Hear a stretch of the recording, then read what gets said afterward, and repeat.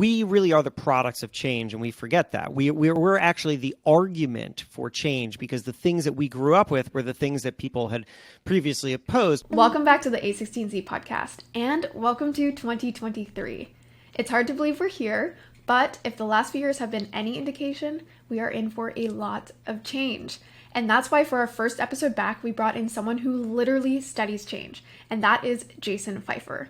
You might recognize Jason as the longtime editor-in-chief at Entrepreneur Magazine, the host of several popular podcasts, and the author of his recent book, Build for Tomorrow.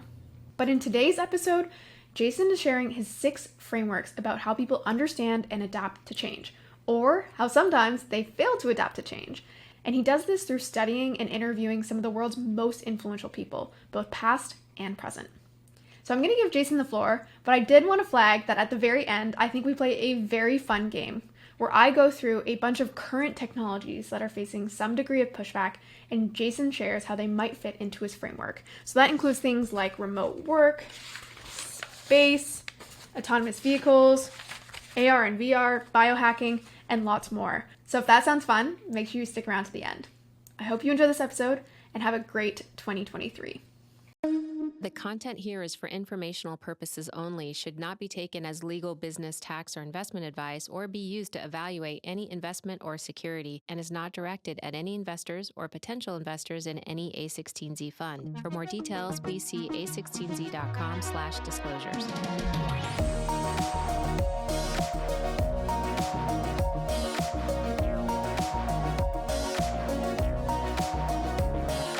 We have Jason Feifer on the line. Jason, thank you for being here. Thank you for having me. People listening, we had to go through a lot of roadblocks to get this recording on the books, and then now actually recorded. So Jason, thank you for your patience. Why don't you just give everyone a super quick background on who Jason Feifer is and what you've done over the many years you've been involved in technology? Sure. I have to say, by the way, I kind of love when things break. Like this was not a bad experience for me, because the thing is that when something breaks, it gives you an opportunity to fix it or to do something nice. And then people are kind of more grateful to you than if you had just been a normal person and things worked fine. I think about that a lot at work, about how oftentimes as I advanced my career, the moment that mattered the most was when there was a crisis and I was able to step into it. And then afterwards I was like, I'm really glad that that thing went wrong so that I could be the one to step up and fix it. So anyway, that's not to say... Totally, which is what you did, by the way. That's right, people because... listening, like... You fixed the solution. Well, I didn't fix it. You fixed it, but fixing it involved inviting me into your Riverside account and then me setting up this room and hitting record. So, I have a weird amount of power in the A16Z world right now that I'm sure will be temporarily withdrawn from me the second this is done. Anyway, who is Jason Feifer? I am the editor-in-chief of Entrepreneur Magazine, and that means that I have the unbelievable pleasure of spending all my time talking with and learning from just the most innovative and smartest people in the world. I am also the author of a book called Build for Tomorrow, which came out of a lot of work that I've done both with Entrepreneur and then also in this podcast that shares the same name, though originally started as Pessimist Archive. I know you guys at A16Z are Pessimist Archive fans, and I used to be a part of that project and launched a podcast under there that I then evolved into my own thing. So anyway, what am I? I'm a guy who gets to learn from incredibly innovative people and then turn around and teach innovative people how to be more adaptable, because I think that that's the most important thing in success. That's amazing. And I want to get to your book that you recently wrote and published, Build for Tomorrow. So we will talk about that and talk about the many themes and lessons from it. But I want to hear from you. Why do you think that skill is important? That skill of adaptability seems to be something that you've kind of geared your career around, now your recent book. Why is that important today, and why, of all the things that you could possibly focus on or write about, why have you chosen that? Well, so I chose it because when I became editor-in-chief of Entrepreneur Magazine, and to be clear, I didn't have a business background per se. I really have a media background. So I worked at a lot of different brands, only some of which were business. But when I started at Entrepreneur, I would go out and I'd be interviewed on podcasts, or I'd be speaking at events, and I got this question over and over again. And the question was, what are the qualities of the most successful people or most successful entrepreneurs? And I kept thinking, why am I getting this? It's like a weird coordinated attack that all these people are asking me the same question. And then I realized, if you listen to the questions that people ask you, you discover that what they're really doing is telling you what they think your value is to them.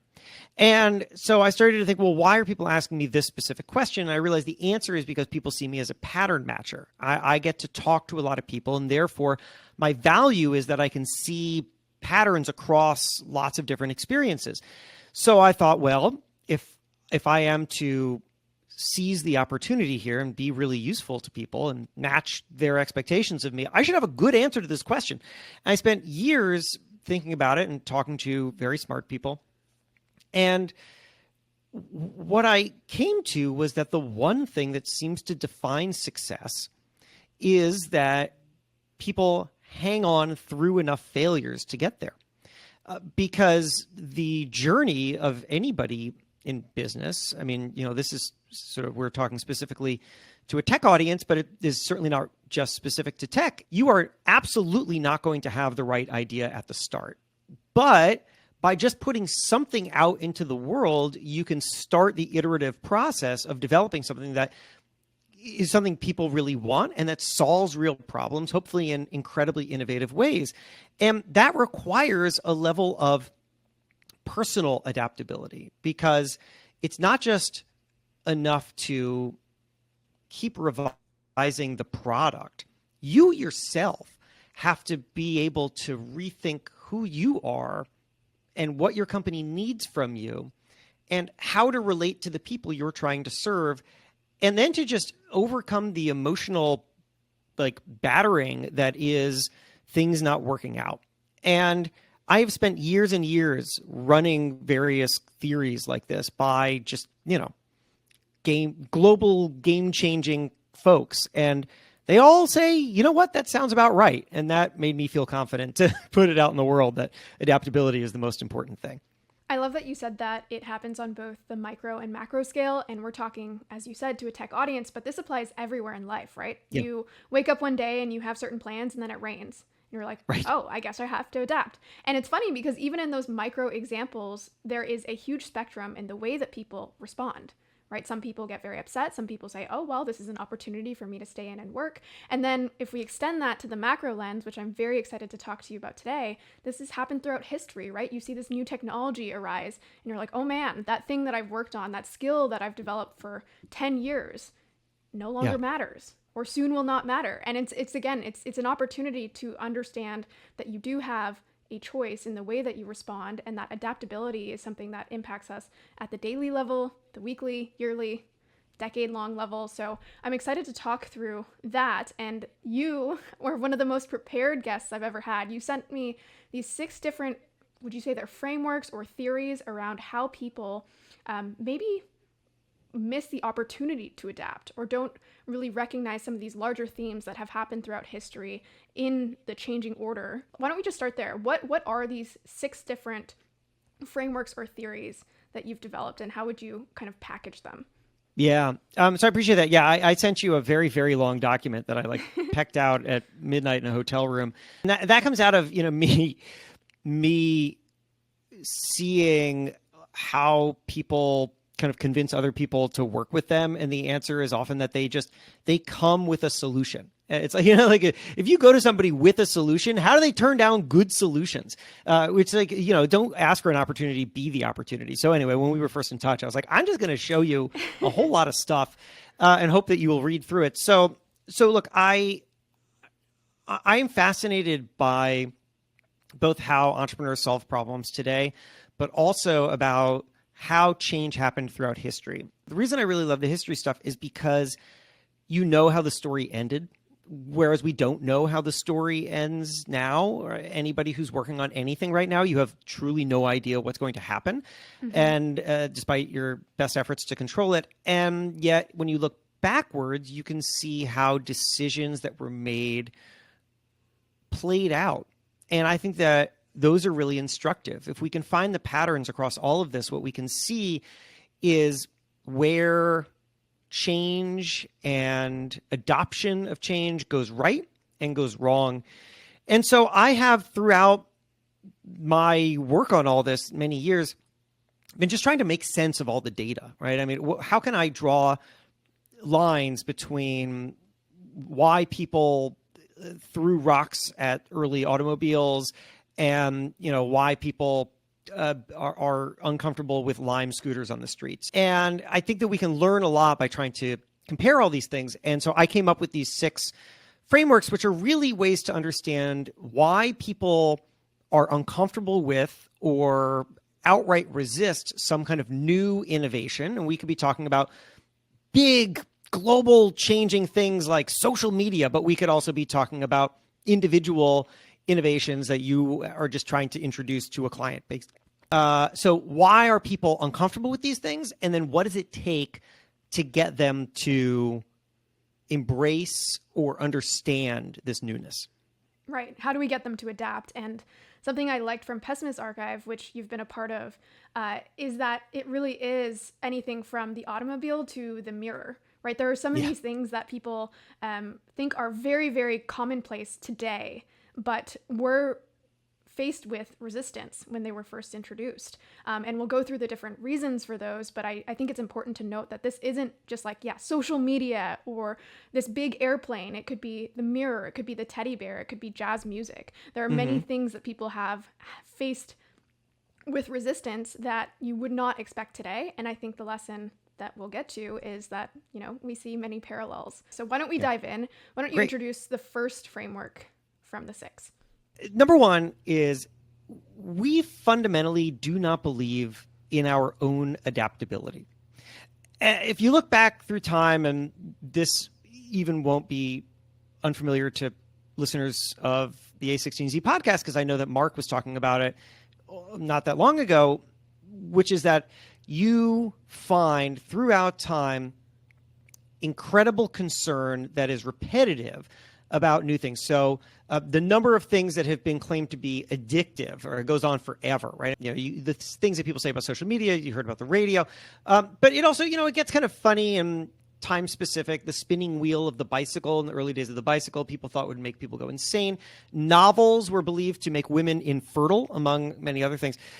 But what I think you're seeing, and I'll tell you this one story that really captures it, that we generally believe that we exist in a kind of balance, and that balance is very easily upset by new things.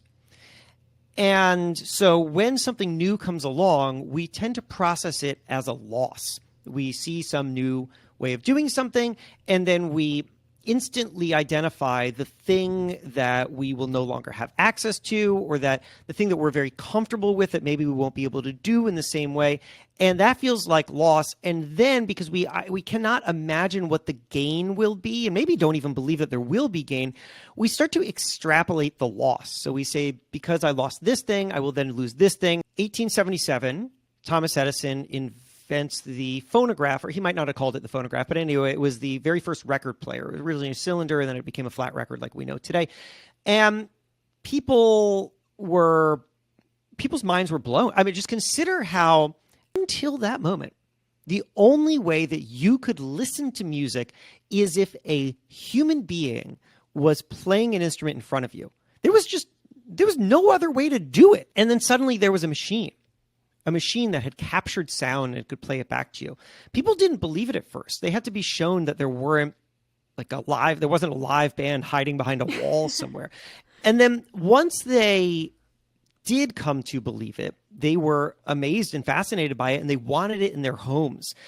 You know who really hated that? The answer is musicians. Musicians really hated that because they saw themselves being replaced. And the leader of the resistance was a guy named John Philip Sousa. So John Philip Sousa, you may not know his name today, but you certainly do know his music because he wrote all the military marches that we're still very familiar with. Da, da, da, da, da, da, da, da, da. So John Philip Sousa. He wrote this article. He was the champion against recorded music. He was leading the resistance for his fellow musicians.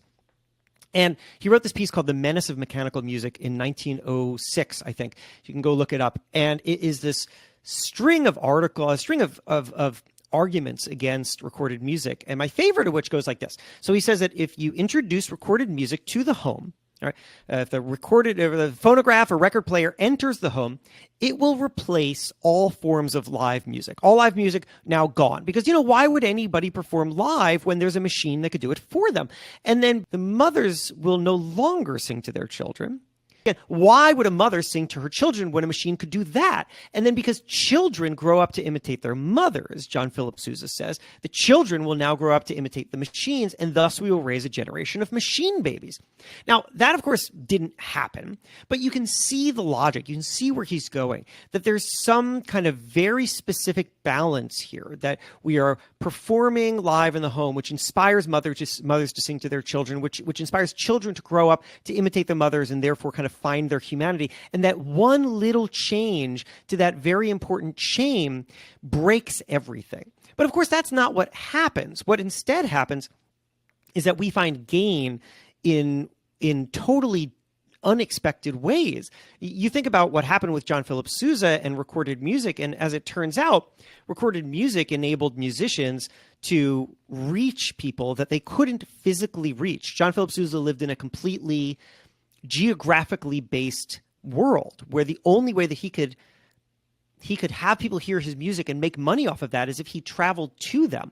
But now he had the ability to scale. I like the analogy of something breaking, because that really does seem to be the emotion that arises when people visualize certain new technologies, where it's really like there is a current world order and something about this is going to break. Maybe all of it. Sometimes it gets that far. And it reminds me actually of the Douglas Adams quote that you mentioned Mark's interview. He brought up there, which is really this idea that when you're brought into the world, you think that everything is normal and ordinary and just a part of the way the world works. And you basically live that way until I think the quote says around 15. And then between 15 and 35, everything's new and exciting and revolutionary, and actually probably something that you can build a career around and that you can be a part of. And then anything after 35 is just fundamentally against the natural order. And then that's where you see, a parallel from the music example you gave. You see AI coming into play right now, a lot of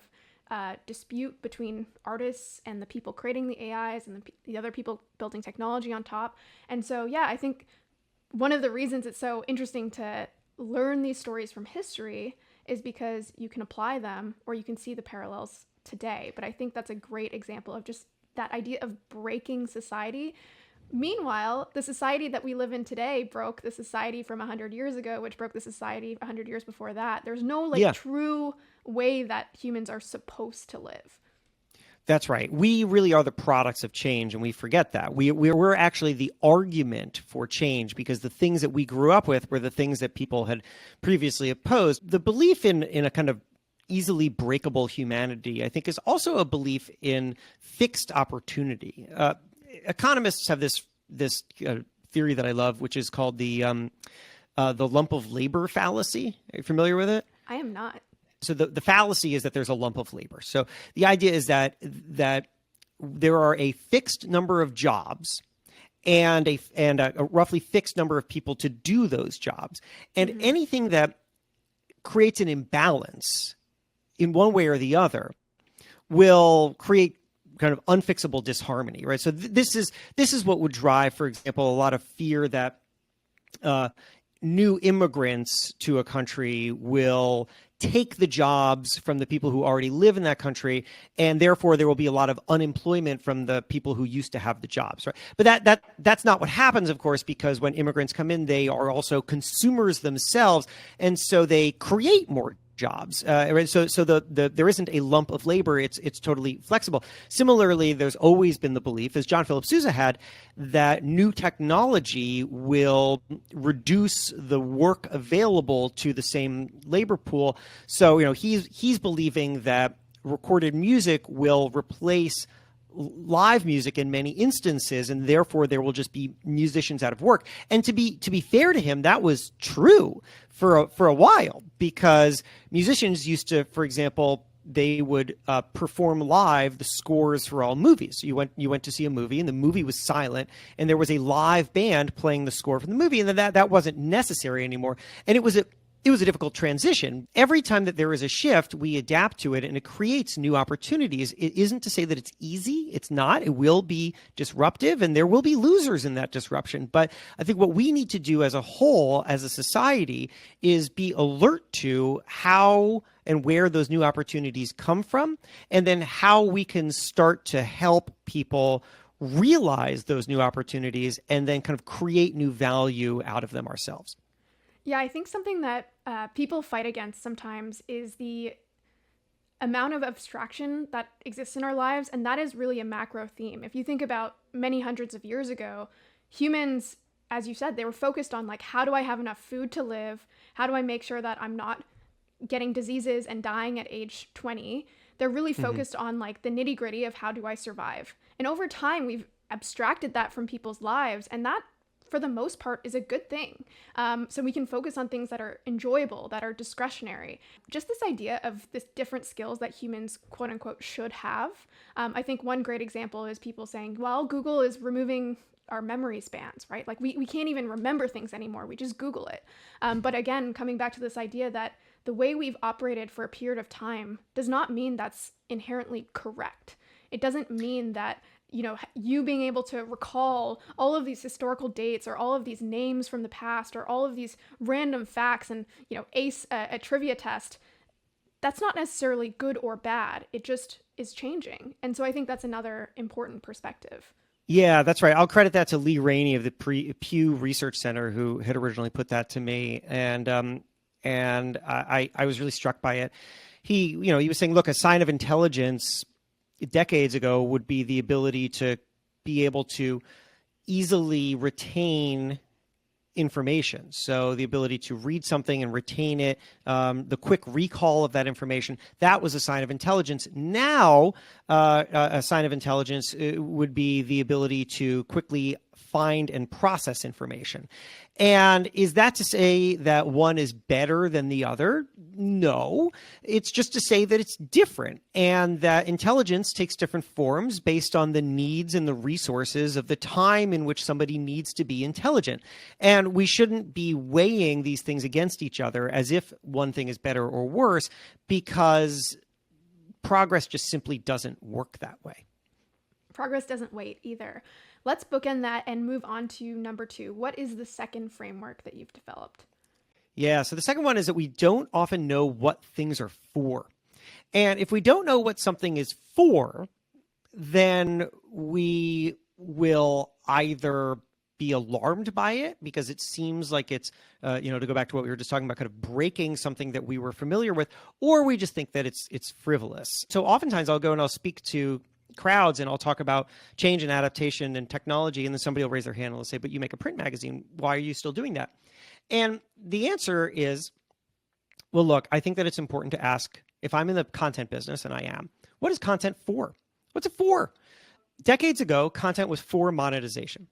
So you could sell ads against your content. You could sell subscriptions to your content.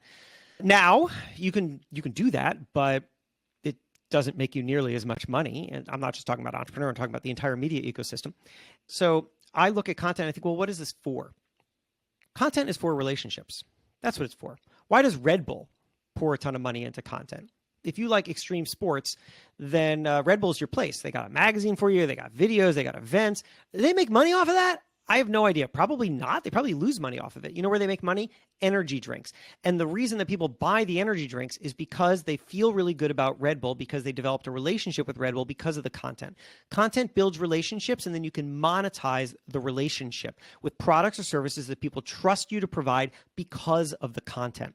That is why we do it, because a print magazine is an unbelievable way for people to feel really good about entrepreneur or media. We do still make money on the print magazine, to be clear. It doesn't lose money. It just doesn't make the kind of money that it probably did 30 years ago. But that's how I think we need to think about the entire media ecosystem. What products or services can we build that people will trust us because of the content? Stop thinking about the content as monetization. What is it for? It's for relationships. So anyway, I think that people fundamentally misunderstand oftentimes what the new thing that they're looking at is for. And as a result, they think that it is either bad or frivolous. And therefore they make incorrect conclusions. I think they also maybe struggle to see what it can be for eventually, right? When you're met with a new technology, it's not the perfected version of that technology. And there's so many examples of this where there was an 1865 newspaper editor that I found that said, well, informed people know that it is impossible to transmit the voice over wires, and that were it were possible to do so, the thing would be of no practical value. And I could see how when that technology is either inexistent or nascent, you're like, what on earth would I use this for? But with millions, if not billions of people who are using a technology, there is so much creativity that goes into building out the use cases. And sometimes it does take some time. That is also very similar to something that Henry David Thoreau wrote in Walden, which is, we are in great haste to construct a magnetic telegraph from Maine to Texas, but Maine and Texas, it may be, have nothing important to communicate. And, the funny thing is that Maine and Texas possibly back then didn't have anything to communicate. But as soon as you give them an ability to communicate, they will find something to talk about. They will find commerce. They will find information to exchange. That's the thing. Things aren't fixed. Once you introduce something new, people find ways to use it. That's right. Ken Olsen was also famously quoted as saying there was no reason for an individual to have a computer in his home. And to your point, at that time, there may have not been, because there weren't connections between computers. There weren't certain jobs, certain information that this person had access to that would make that valuable. But with time, with more people who are integrated into that technology, with the evolution of that technology, the increased speed, the increased access, things change. And I think it is important to focus on what something is used for, and remember that your first encounter with the technology likely won't be the version that you encounter as it grows and progresses. And just a final note there, I think it's very common for us as humans we basically encounter things and skeuomorphically apply something that already exists. So, email is the perfect example of this, where literally it was like, there's mail, and then we're just going to call it email. Yeah. But now it's a fundamentally different thing. And I think you see the same thing where people jump on Zoom calls and they're like, let's have a happy hour. And they just apply what we do in the quote unquote physical world. But these things will evolve on their own into completely new things. And I think that's also important to keep in mind. Very hard to predict, but just it's worth having that lens of this will change. So if you're on the innovator side of that, what we need to be doing is asking what is this for, maybe of a nascent technology or something that we're developing, and then running running experiments, seeing hypotheses through.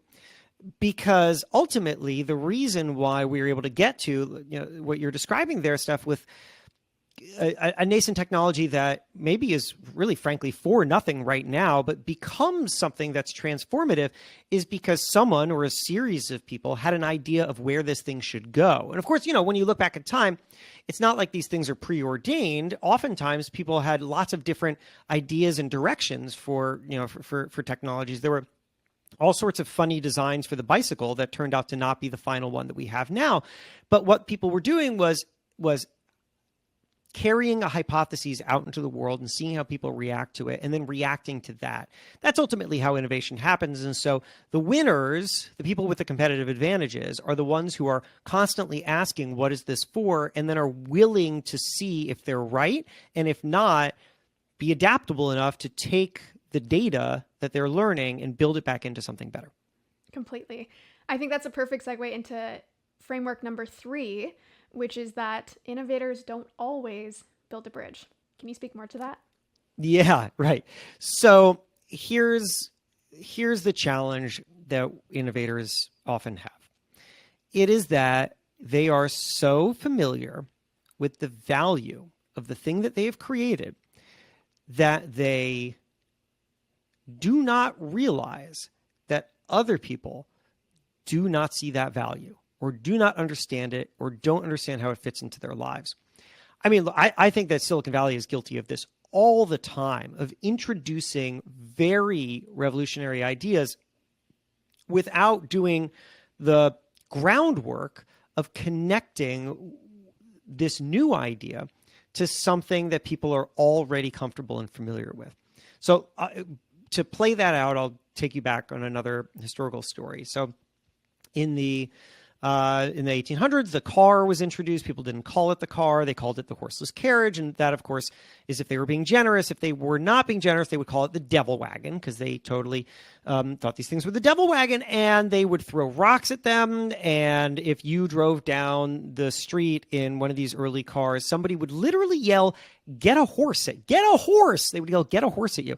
And when people tell the story now of how cars became the dominant mode of transportation, what they tell is the story of Henry Ford. That Henry Ford revolutionized manufacturing and therefore made cars cheaper and more accessible to the masses. And though that is true, it skips over an important point, an important part of the story that I heard from a car historian. And it was something that Henry Ford was the beneficiary of. It goes like this. So in the earlier days of the car, people are calling it the devil wagon. They're throwing rocks at it. And the auto industry is trying to understand what on earth is wrong, and they start to look at the way in which they're advertising the car. And they realize that they are advertising the car as a replacement to the horse. They're saying, get rid of Dobbin, Dobbin being the generic name of, a horse, like spot for a dog. Get rid of Dobbin and get this car. This car is so much better than your stupid horse. But here's the thing. People hated that. They found that offensive. And they should have, because they loved their horse. Their horse was a member of the family. And as far back as they knew, every generation of their family had a horse. And now here come these people saying, I have a totally better way for you to be. And your old way is stupid. People hate that because people hate new things. What they like is better versions of old things. So what we need to do as innovators is we need to build what I like to call the bridge of familiarity. And that bridge goes not from us, the people with a great new thing, to the people who we want to have that great new thing. That is not the direction to build the bridge. You build the bridge the other way around. You start with where they are and you build towards you. So back then, the shift that the auto industry made was that they stopped talking about the car as a replacement to the horse, and they started talking about the car as a better horse.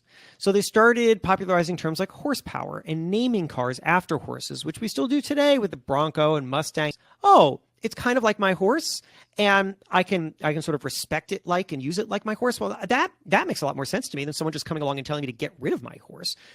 This is what we always need to keep in mind. And what I find, I was just talking about a guy who, and he had a product that was called, they were calling it chicken chips. Chicken chips. Chips, like out of a bag, like potato chips, but chicken chips. Now, does that sound appealing to you? No, I was going to say, I'm not sure where you're going with this, but I would definitely not grab that off a shelf. Yeah. And that's the thing. It did really well in taste tests. People really liked the product. Nobody was buying it because chicken chips sounds disgusting. So after a bunch of kind of consumer insights research, they changed from calling it chicken chips to protein chips.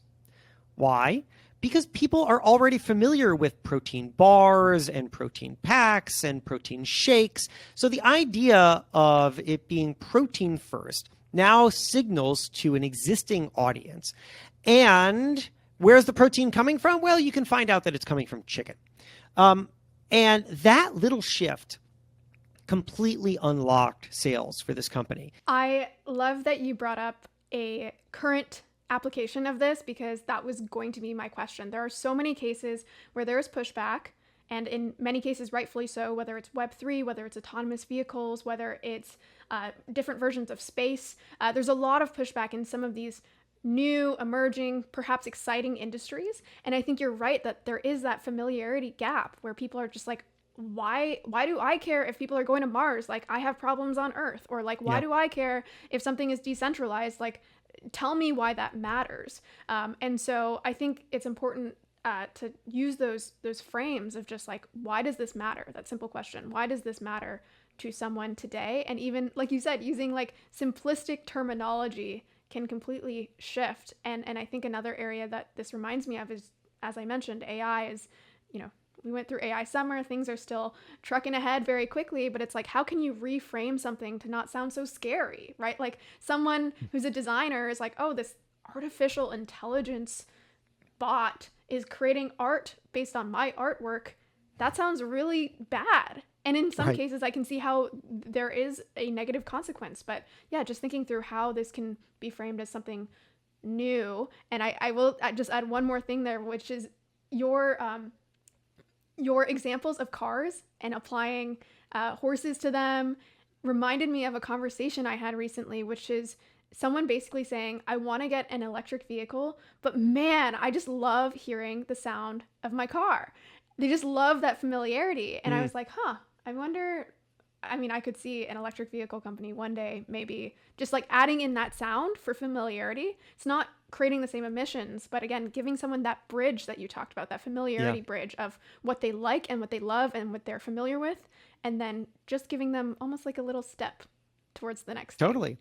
Elevators used to be obviously hand operated. And then by the time we got to the 1950s, automatic elevator technology existed, but people didn't want to get in them because they were used to having a human being operating it. And consider it, there's literally no other example in the world, or at least that the average person will use, in which you walk into a completely enclosed space with no windows and no human operator, and it moves you. There's nothing else like it. And so people weren't getting into these things. Now, there were also all these kind of interesting fear-mongering campaigns happening from elevator operator unions that were also contributing to it. But anyway, one of the ways that the elevator industry found could get people inside the doors was by recognizing that what people needed wasn't necessarily an actual human. What they needed was the feeling that there was a human involved, and that there was a human touch. There was a human that would be there to their aid if something went wrong. And simply adding in a soothing female voice that said things like going up, going down, floor 1, floor 2, that by itself helped a lot of people feel comfortable getting into the elevator. So that reminds me a lot of your example with the electric car making that noise. I mean, we do things like that all the time. Potato chips are engineered not just for flavor, but for crunch. And there's a reason for that. It's because people are looking for those kinds of things as signals of quality. So you have to understand where people are and then start to build from there. I love that example because it is one of those things that I have just taken for granted in elevators. I have never thought about the fact that there would be an elevator without some of those things. And now there are, but I never noticed how that might influence people today because we're so used to elevators and just accepting the fact that they're part of our everyday lives. But there was a time where I guess that really mattered. That's so fascinating. Let's move on to number 4. What's framework number 4? Right. So framework number 4 is we mistake a 1% problem for a percent problem. So I'll tell you another story from history, which is that the waltz, when it was first introduced centuries ago, was people talked about the waltz in society Europe the way that people talked about Miley Cyrus twerking at the VMAs a few years ago, right? Like it was this incredibly scandalous, awful, destroying the youth kind of thing. Society had all sorts of reasons why they hated the waltz. It was sexual. It involved too much physical contact among young people. But doctors were saying that the waltz was physically harmful, that dancing the waltz would take years off of people's lives. Now, this is something that comes up all the time. I mentioned a little earlier, there were doctors who said that the bicycle made people insane and that novels made women infertile. But I talked to a historian of the waltz, and he made this really interesting point, which was that in that case, the doctors were actually right. The waltz was actually very bad for people's health. But the thing was that they thought it was the dance that was harmful, the spinning, the contact. It wasn't the dance. It was literally everything around the dance. So how did people dance the waltz in the early 1800s? Well, here's what they did. First of all, they were in buildings that were enclosed, so didn't have modern ventilation. They were being lit generally by sort of oil candles. So you have the lighting is pouring noxious fumes into a unventilated space. Then they were all dancing on top of these particular kind of rugs. And the rugs would kick up all this dust and other particles that people would then be breathing in. And of course, they're wearing these incredibly tight, like corset-like, clothing. So you better believe that that was a pretty unhealthy environment to dance in. The waltz wasn't the problem. All these other things were the problem. Now, the reason I tell you this story is because we often mistake a 1% problem for a 100% problem. People thought that the waltz was the problem. The waltz wasn't the problem. The circumstances of the waltz were the problem. This really goes to, in a way, that 1% again, which is to say people see the 99%. They see the hardware, they see the processing of credit cards, but they miss that 1%. And sometimes they miss that 1% and they think that the 1% problem represents a 100% problem. In the case of like Lime scooters, these are all terrible and dangerous and let's get them off the street. Or sometimes that 1% is actually the thing that makes it work, that you only understand and that your competitors don't. The more that we can focus in on that 1% and make sure that we're maximizing it, the more in which we are able to create things of value and also protect things of value. I think that reminds me of something I love about digital products in particular, and it's that you get data on all of this, right? So if you were to compare the Lime example to bicycles, well, you could go and have a bunch of bicycles sold, and then people distributed throughout the country are crashing and getting hurt or using them for purposes they shouldn't be, but really it's extremely hard to get that information and to really act on what that 1% problem is, because those distributions are not foreign in many aspects of life, right? People have heard of the Pareto principle, 20/80. There often is something smaller that is accounting for a larger issue. And that's what's so beautiful about these digital products is you can get that information to really tease out, how do we improve this product? How do we fix something that might be a 1% problem that people are viewing as a 100% problem? And I think you're also right that it's just so hard, and we've kind of spoken to this throughout the conversation, just so hard to understand how technologies manifest. And often I find that people's reservations or fears early on about those problems just don't end up being the very real problems that exist later. So just a quick example that many people would be familiar with is just the phone. A lot of people worried about the radiation from phones early on, and that was like the big thing, like, can we have phones near us? It's going to impact our health in these ways. And no one back then could ever have imagined the very real consequences of phones today. And I'm not saying that phones are net negative, but who could have imagined that these phones that we were worried about in terms of radiation would be the talk of the day in terms of, like upending democracy, or like that these social networks would be, kids spending too much time on this. I'm not taking a side on either of those topics, but more so just saying, like, no one could have ever predicted that those would be the quote unquote issues of the day with that piece of technology.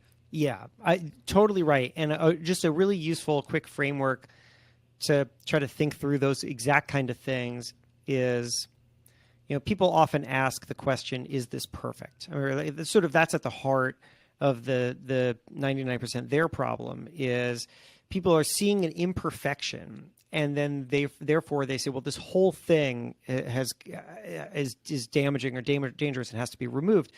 But the problem with asking, is this perfect, is that the answer is the same every single time. The answer is no, it's not perfect. It's never perfect. Nothing's perfect. So the better question to ask is this new problem better than my old problem? Because once we start tracking progress through problems, one, we just create the space for problems, which are inevitable. And therefore, when a problem arises, it doesn't shock us. But also that it keeps us focused on the task at hand, which is not to create some kind of perfect balance. Like, we were talking earlier about people believing that we're all in some kind of perfect harmony that gets easily disrupted, but rather that we are a nonstop rolling series of problems, and everything that we ever create just creates other problems. And so the question that we must evaluate is, do we have better problems? I would say that for all the problems, and certainly there are many of them, of a, let's say, just interconnected world, that the amount of prosperity and access to information, just for two things to start, the things that come out of that, which is all sorts of problems. I mean, we're like, large and small. But I think that we have better problems now than we did back then when we didn't have those same levels of prosperity and access to information. Well, you'll have a +1 there from me. I know not everyone agrees with that, but let's move on to number 5, which I think relates to what you're speaking to, which is that people not only resurrect or dig up problems with these new technologies, but they also tend to map them to other problems within society, which may be removed or overlapping to the new technology. Yeah.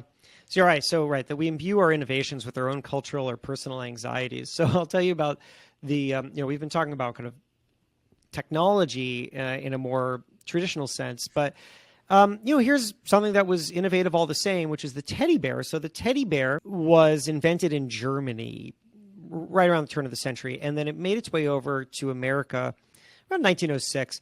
1907, it became popular enough to trigger its own moral panic. There was a national moral crisis over the teddy bear in 1907. It started in Michigan with a priest named Michael G. Esper, who had given this sermon about how damaging teddy bears are and how dangerous they are. It sounds so ridiculous for there to be Yeah. a moral panic around teddy bears, and it always just reminds me of the fact that people probably will look back 100 years from now and there will be something like the teddy bear. I don't know what it'll be, but it always just reminds me that this is it's totally true. So ridiculous today, and something parallel will happen tomorrow. Right. It started with a reverend named Michael G. Esper in a little church in St. Joseph, Michigan. And one day he gave this fiery sermon about teddy bears. He said, this is an actual quote from the sermon, "When your little girl asked for a doll and you gave her a teddy bear, your action was fraught with a consequence that is only excusable on the grounds of your ignorance." He called the bears bundles of horribleness. He said that they are the most harmful and repulsive nature fakes ever perpetrated. Now, what is going on? How could somebody be this worked up about a teddy bear? And here's what's well. First of all, I should say that it wasn't just kind of one crank in Michigan. What happened was that he gave that sermon. That sermon was then reprinted in newspapers around the country, the kind of 1907 version of going viral, and then it triggered other churches kind of giving their own sermons. It triggered schools banning teddy bears. A national crisis / conversation took place as a result. Here's what he was concerned about.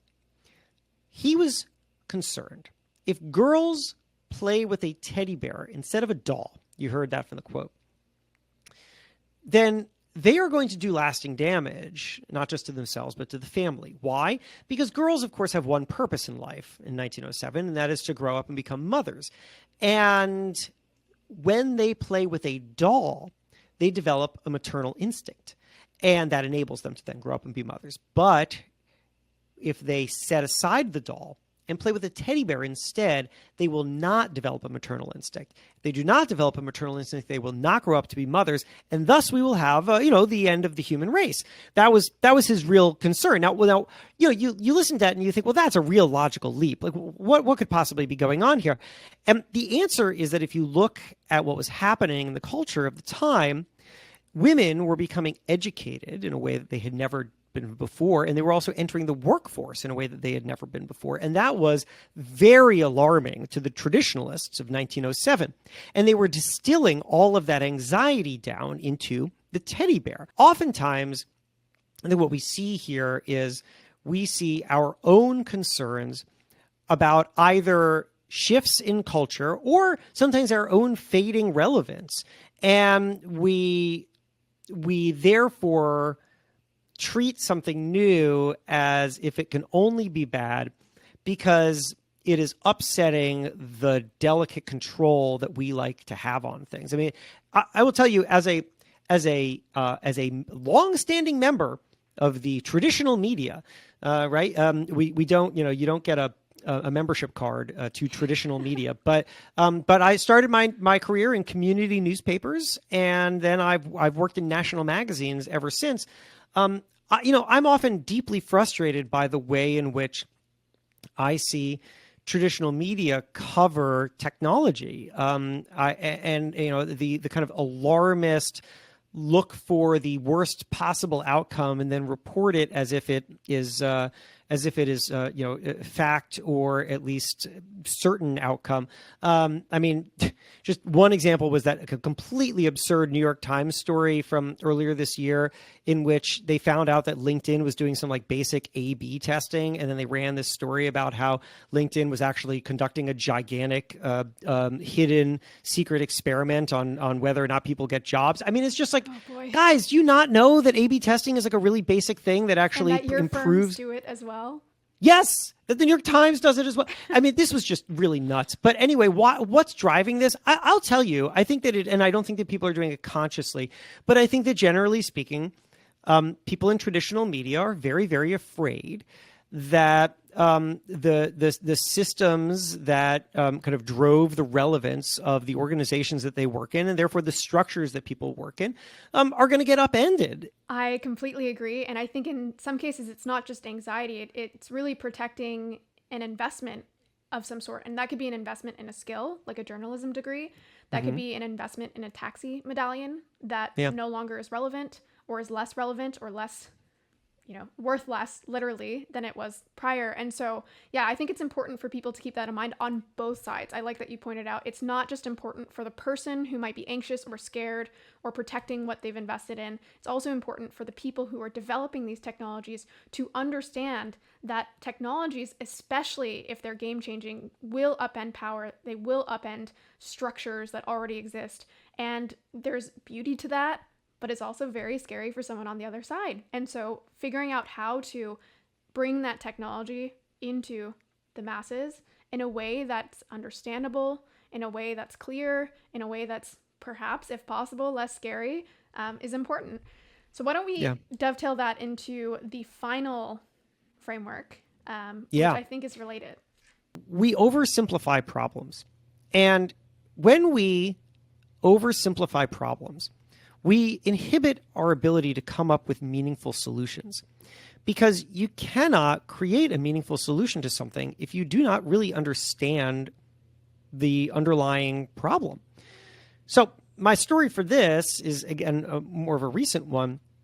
After the 2016 presidential election, there was all this concern about how Russia had interfered. And pundits and politicians all had this word for it, which was unprecedented. I mean, you would just, doesn't matter what cable network you turn on, you would hear them talk about this was an unprecedented attack on democracy, et cetera, et cetera.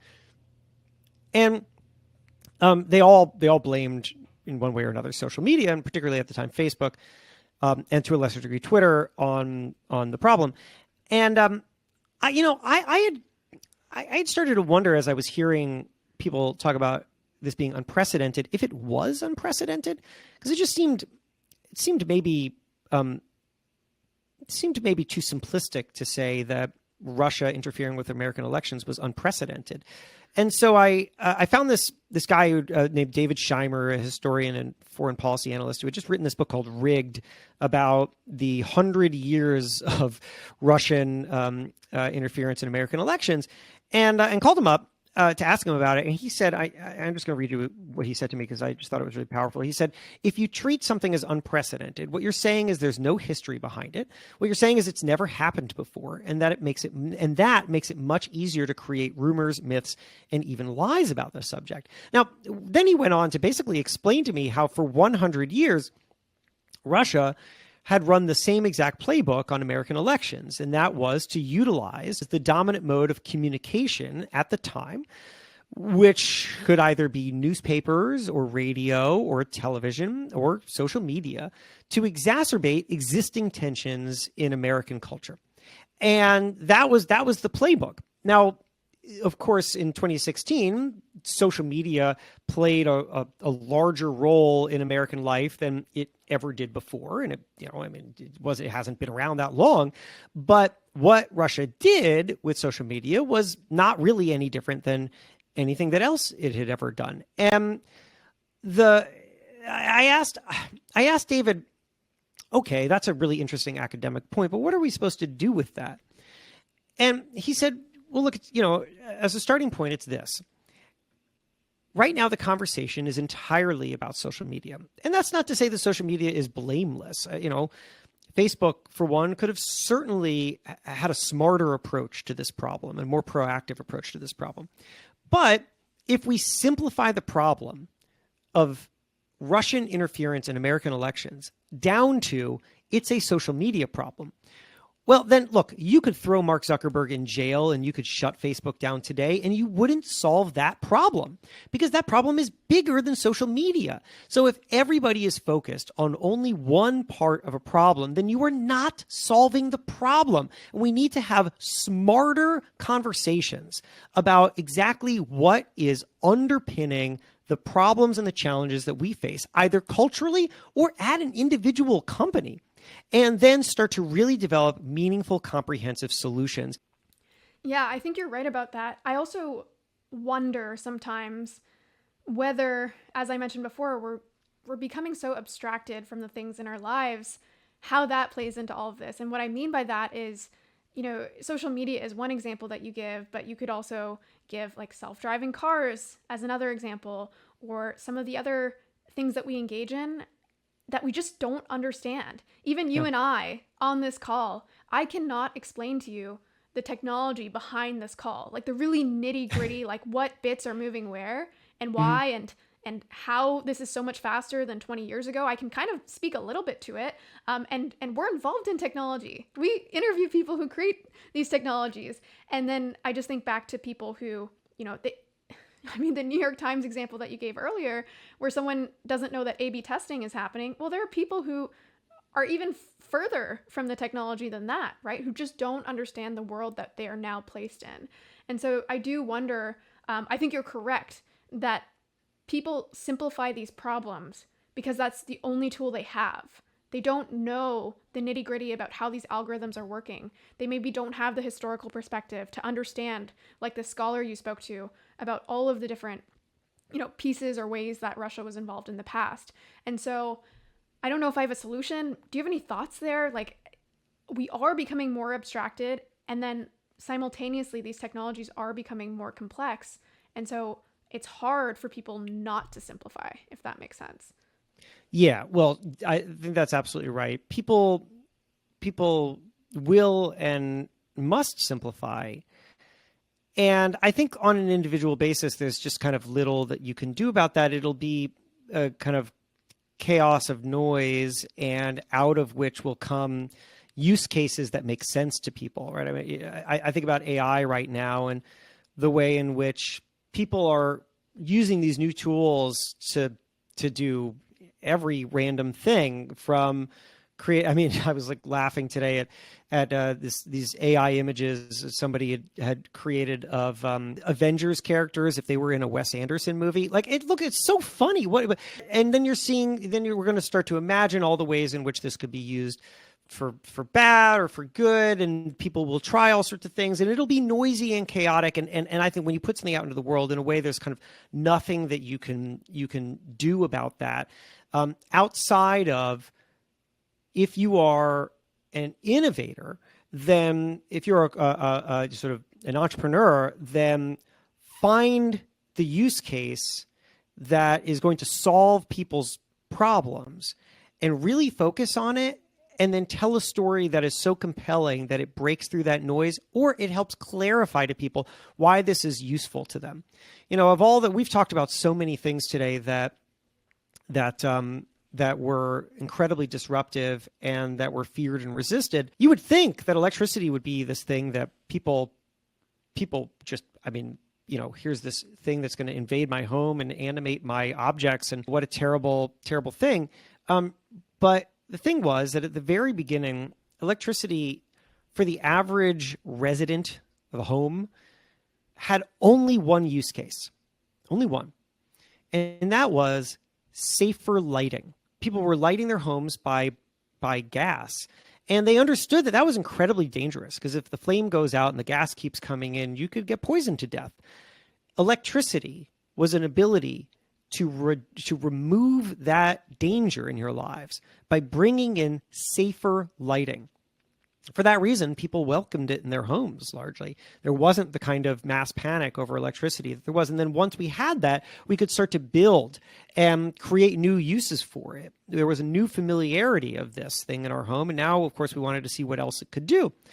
And, I think that in a way, what is that? That's problem solving.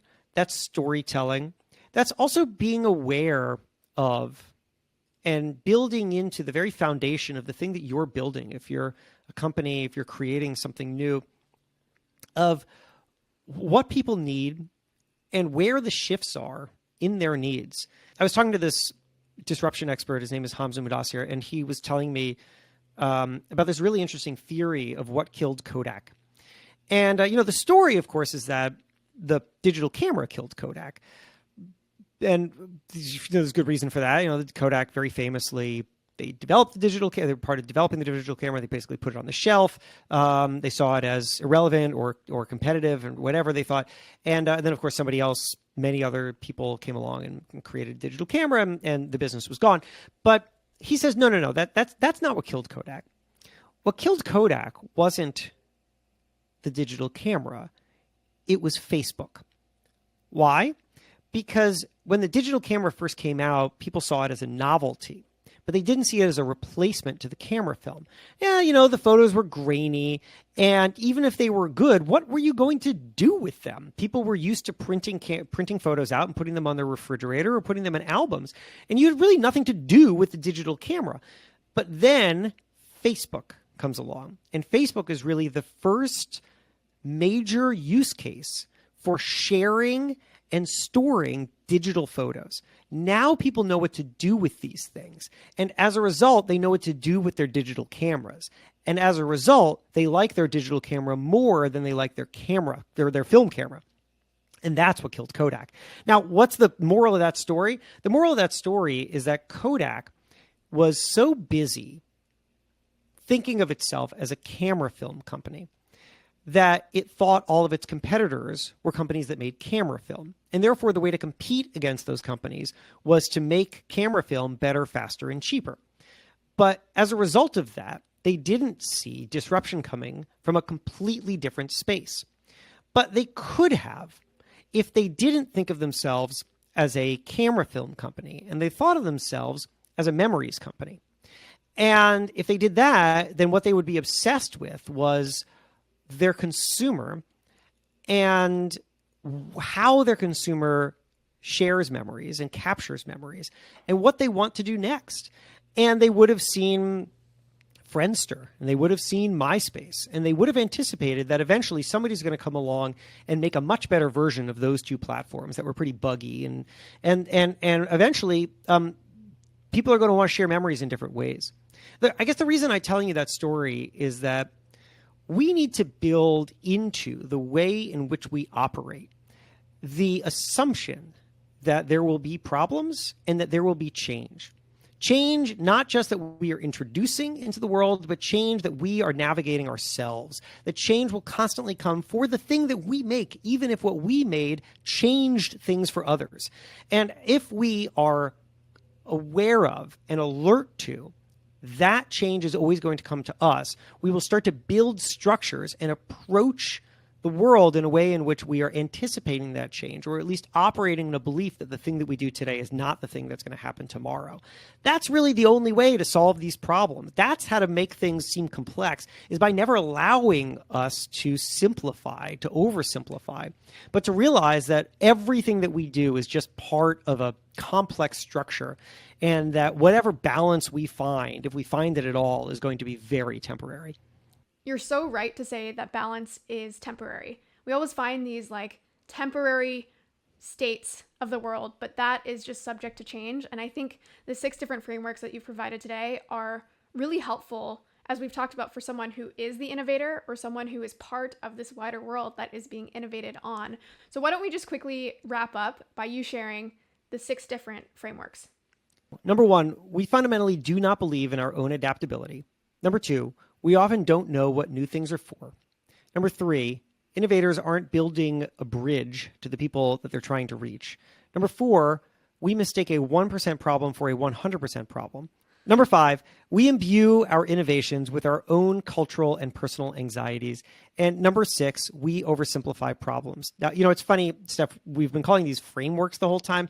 As I read them back, I realize that really what we're talking about here is major problems. But of course, if we think about what's driving those problems, then we drive solutions, and that's really where the frameworks come from. So if we are grappling with why is something not working, or why are people not understanding or valuing this new thing that we have spent so long creating with such care, then I think thinking through those problems will help us identify maybe where we have gone wrong and where the beginnings of solutions are for people and ourselves. I couldn't agree more, and I know we only have a few more minutes, but I want to play a quick game just to make this, as you're saying, this relevant, this tangible for people today. So we're not going to be able to get through all of these, but there's going to be 2 parts to this very quick game.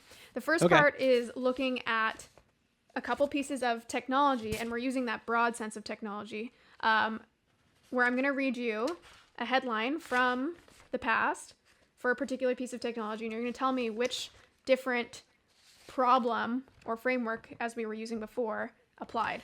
So love it. Let's go with the mirror, which I mentioned before. Yeah. So we have the mirror here. Okay. The quick headline is Little Aids for Vain Women. And then there is a much longer paragraph, which basically talks about how a woman no longer has to go into a store or go back home in order to fix up her makeup or see her face. She now has it on her. She can now see herself at any point in the day. Little Aids for Vain Women. Where do you think this fits in?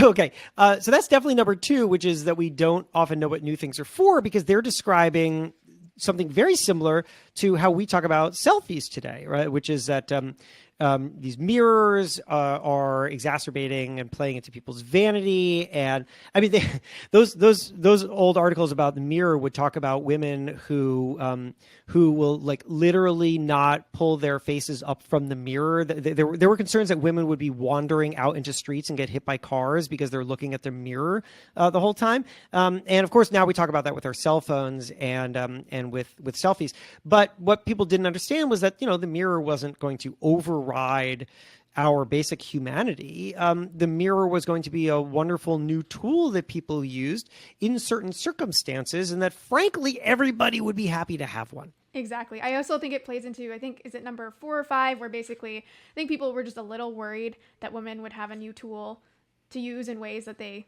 didn't like. But with that said, let's move on to something else we've talked about, the camera. All right.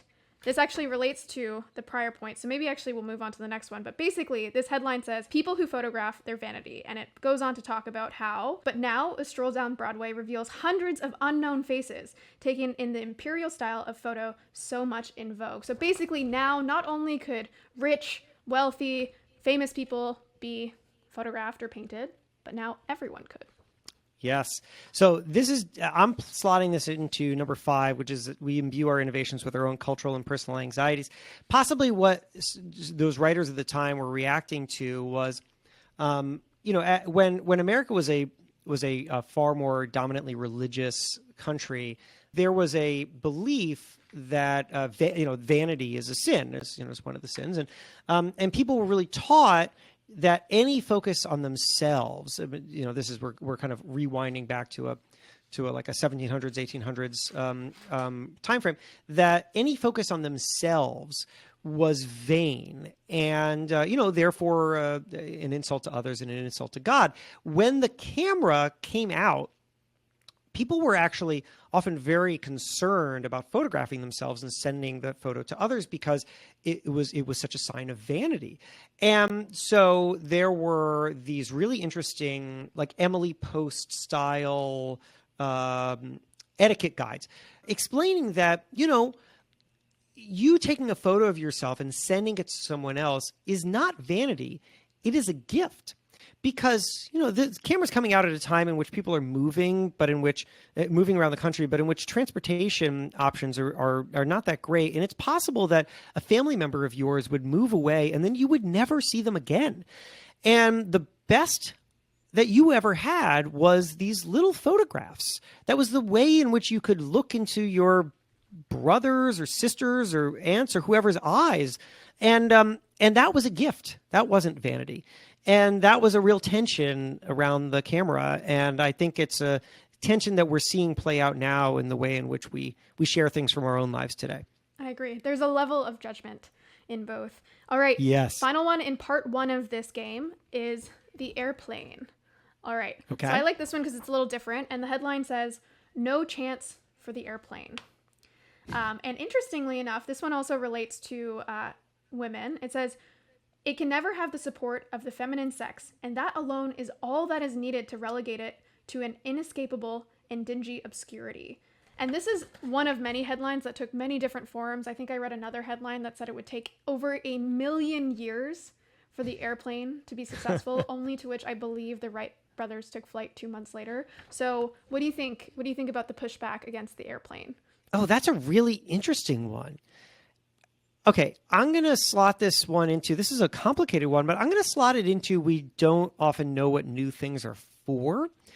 And the reason I'm going there is because this is really about the dawn of the technology. And it took some time, not just obviously to perfect the technology, but then to develop it out into a way in which it was really commercially viable. So at the time, I could imagine that people would look at the airplane and they would wonder, well, even if you get this right, what am I going to do with it? Right? It's sort of in the way that, like, right now, Richard Branson can send people into space, but there isn't really a point to it at this point, right? It's just a kind of joyride for wealthy people. But it's very possible that at some point in the future, there will be a true purpose for going into space. I kind of can't anticipate what it would be, but for the average person, that is, for the average, like, random person to go into space. But in the same way that when the car was introduced, people often didn't know what to do with it because the very idea of a commute didn't really exist. They weren't commuting long distances. So they were mostly joyriding with these things. And a lot of people were saying, well, this is obnoxious. I don't need this, like, thing to joyride. So I think that people just didn't know what it was for because they couldn't imagine how it could develop into something that served a purpose and in a world that was so connected that there would be reasons to be flying around all over the place. I think you're right. I think that was one of those, exponential technologies where if you're early on in that curve, it's just so hard to see how this could progress. Okay. Second part of this game is to share things today that people are pushing back on, or maybe as we've been talking about, maybe are earlier on in their adoption curves. So one of them that I'm going to skip by, but I'm just going to call out because it relates to what you just said, is space. So I think part of that is it's just really hard to imagine a future where the everyday person, is engaging with space. Let's go to one that's a little different that I think you might find interesting, which is remote work. Yeah. So again, this is not like a specific piece of technology like a phone or a laptop or a camera, but I think it's kind of like some of the other things we talked about, maybe like more cultural phenomena. So remote work is something that many of us are doing now. We certainly are leveraging the technology there, but there's a lot of pushback. A lot of people want to send people back to the office. What do you think this fits into, the current pushback around remote work? So I am slotting this one firmly into, we mistake a 1% problem for a 100% problem. I think to the companies that I have called who have shifted to 4-day work weeks, who are generally always remote, and they tell me this really interesting thing, which is that if you get it right, if you can implement the 4-day work week, then productivity remains the same. People are working 1 day less. They're much happier. It's a great retention and a recruitment tool. But here's the problem. After about a year, people start to say, I'm starting to feel disconnected from my colleagues. Because the problem here, of course, is that how do you get to a 4-day work week?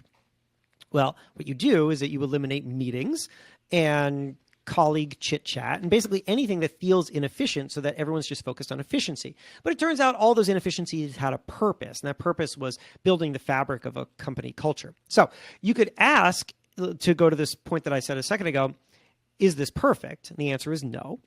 And then you must ask, well, is this new problem better than the old problem? And here, I think if you if you asked, is this perfect, and said no, and then got rid of the 4-day work week or any other form of remote work, right? That, oh, well, now my managers don't feel like they're able to properly oversee their, direct reports. And so that's a problem, and we need to get rid of this whole thing.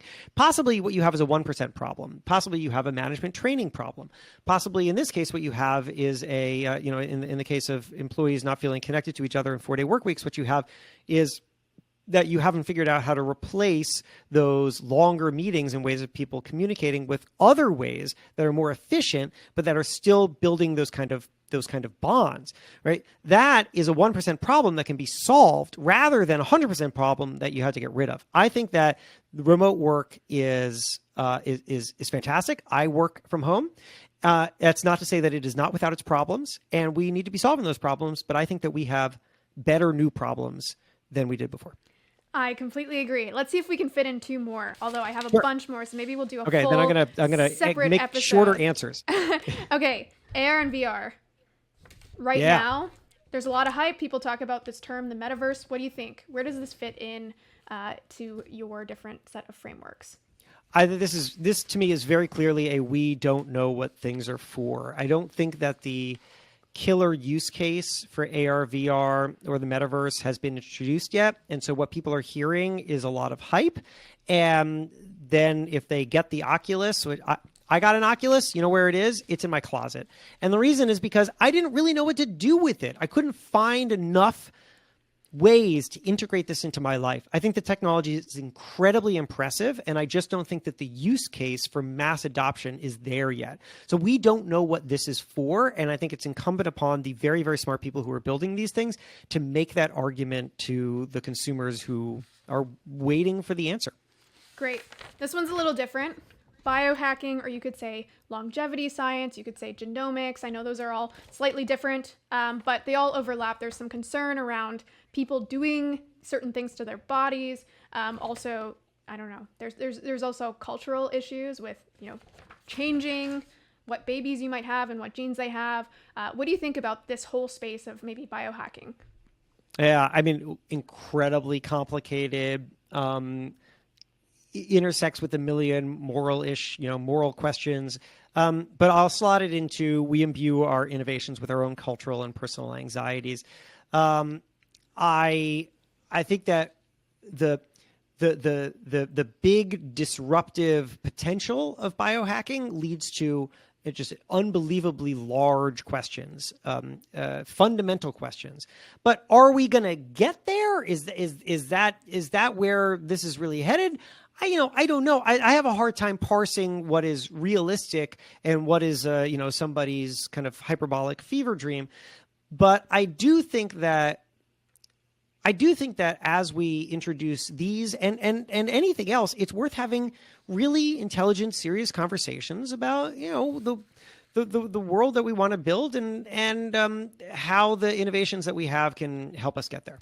I couldn't agree more. I know we're out of time. I'm just going to quickly share for listeners or watchers at home. I think a good exercise would actually be to go through the 6 different frameworks that Jason has shared here and just think about where this might fit. So we've got NFTs, which we didn't get time for.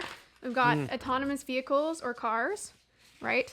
And then this is similar, so it's cars, but ride sharing. So we're kind of over the hump for this one to a degree, but maybe think through what some of the pushback there was.